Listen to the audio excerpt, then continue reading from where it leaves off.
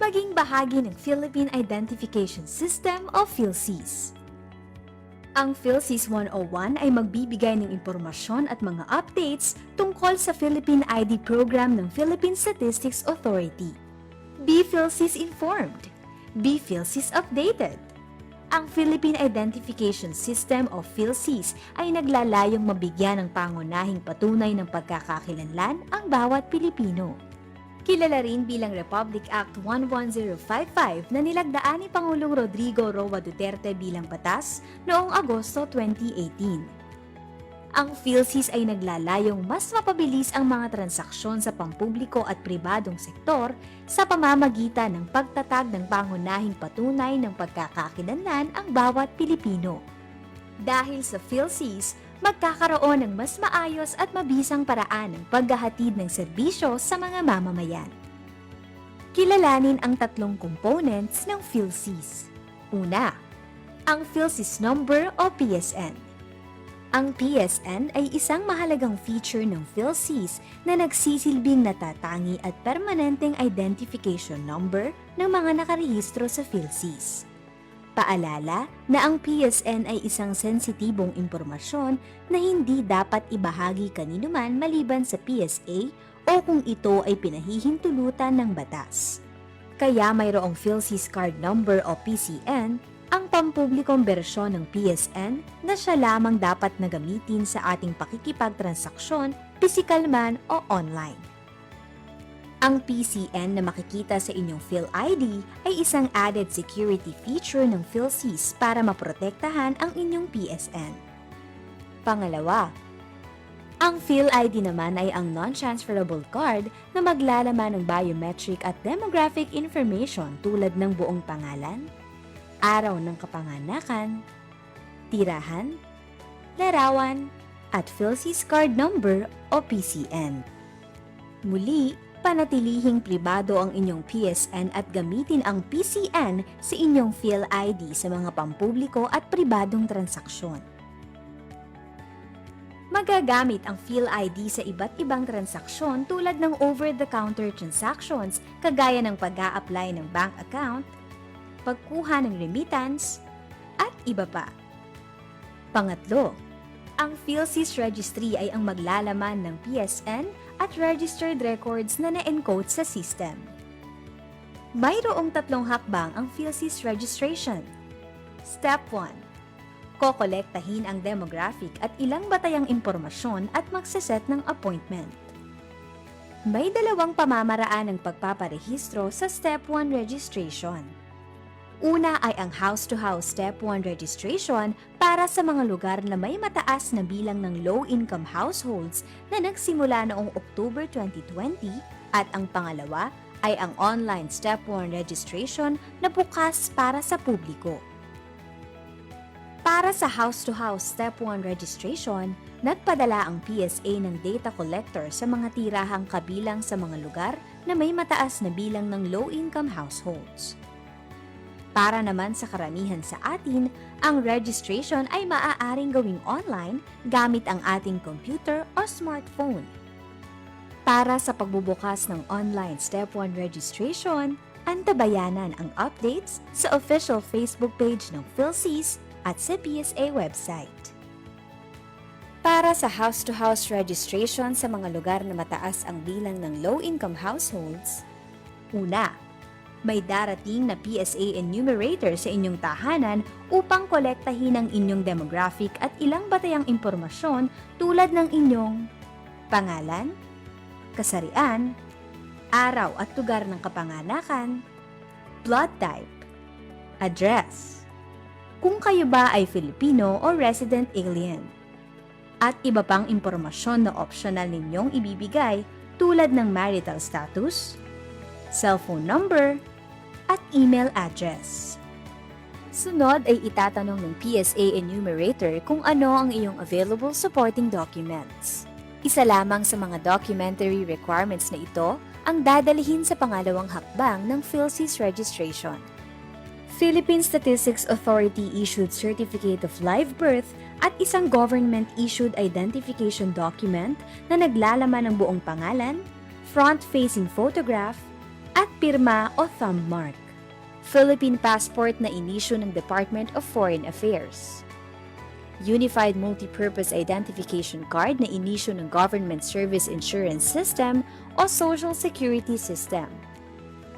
Valid student permit o non-professional professional driver's license mula sa Land Transportation Office. Kung walang maipakikitang primary documents, maaaring magdala ng isa sa alinmang secondary supporting documents. PSA-issued Certificate of Birth, NSO-issued Certificate of Live Birth with Birth Reference Number, LCRO-issued Certificate of Live Birth, PSA-issued Report of Birth, PSA-issued Certificate of Foundling, Integrated Bar of the Philippines Identification Card, Professional Regulatory Commission ID, Seaman's Book, Overseas Workers Welfare Administration ID, Senior Citizens ID, SSS ID, Pantawid Pamilyang Pilipino ID, License to Own or Possess Firearms ID, NBI Clearance, Police Clearance o ID, Solo Parents ID, PWD ID, Voters ID, Postal ID, Taxpayer Identification Number ID, PhilHealth ID, Philippine Retirement Authority PRA-issued Special Resident Retirees Visa, National ID from other countries, Residence ID from other countries.